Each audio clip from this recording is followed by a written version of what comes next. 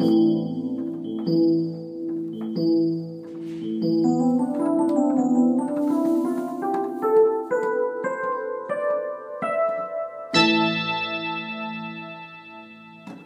Floyd, The Endless River. Okay, so the first Pink Floyd album in nearly 20 years or more. The last time they released a new album was when I was about like 5 months old or something like that. So back in 1994, I was born in 93. So yeah, it's been a long while. And now, The Endless River.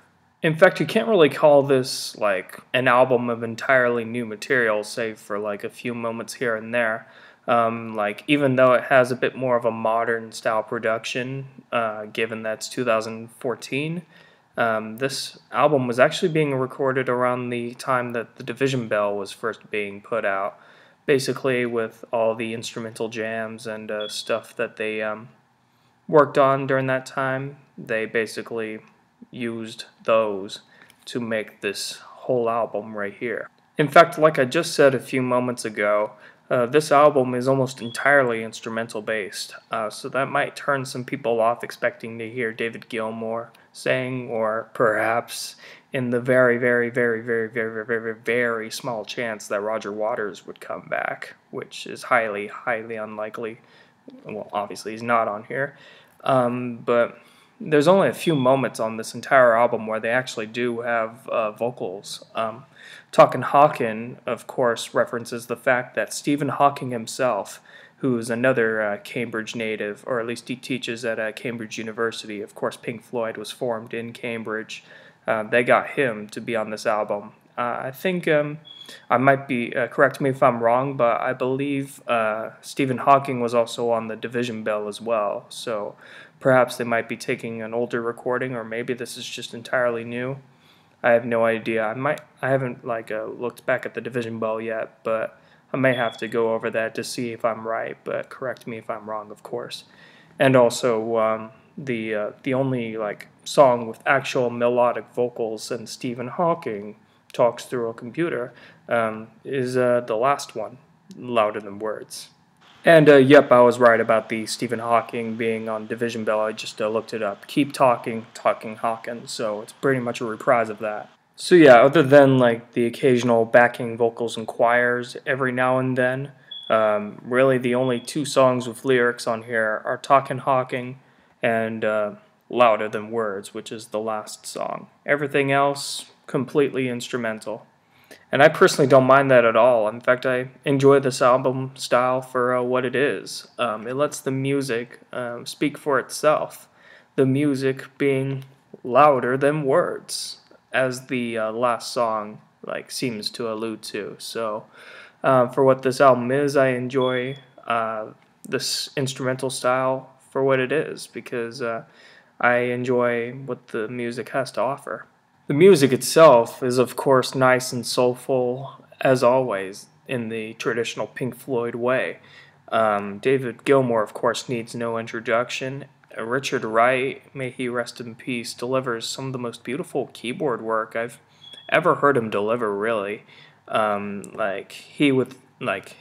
and his posthumous keyboard work really makes him the star of the show here, especially when you hear the church organ passage in Autumn '68.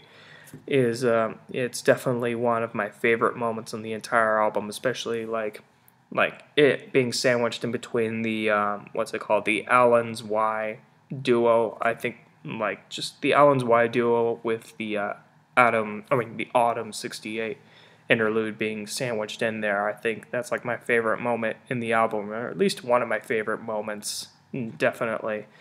And yeah, it reminds me of Rick Wakeman of Yes quite a bit when you first hear it. It's actually quite spine-tingling. Of course, I need to talk about Nick Mason, too. Nick Mason delivers a solid performance as always, and considering he's been in the band for so long, especially after all the years of inner turmoil and stuff that's just been happening. It's been a really wild ride for him, I can imagine, and he's definitely quite a trooper, so I have to give him credit.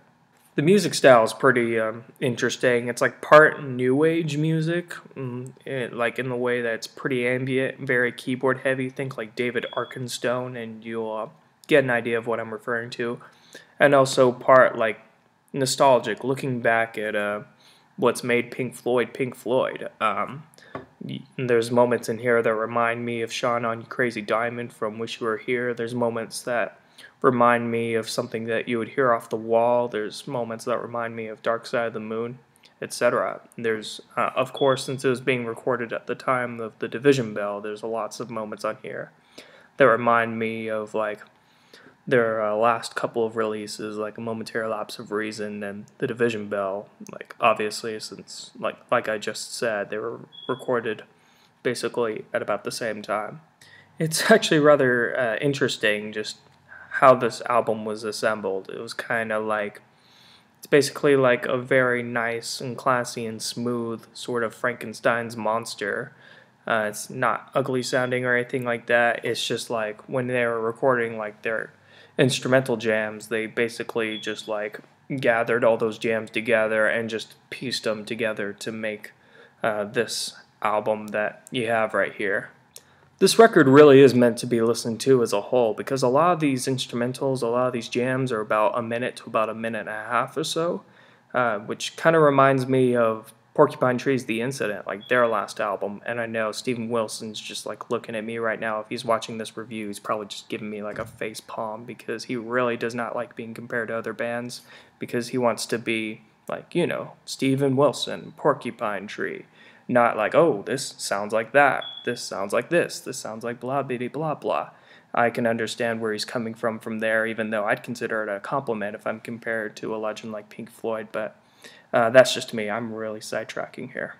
Nothing here really feels jarring whenever you're listening to this album as a whole, but when taken separately, there may be only like a few songs or so that you can take away from this individually. This is kind of a issue. This is kind of a little nitpick that I had with Porcupine Tree's The Incident as well. Since a lot of these songs, like I said before, are about a minute to a minute and a half, that might annoy some people just wanting to revisit some songs later on, because they'll just like they may have to combine like individual parts together, like I would for Alan's Y and Autumn '68.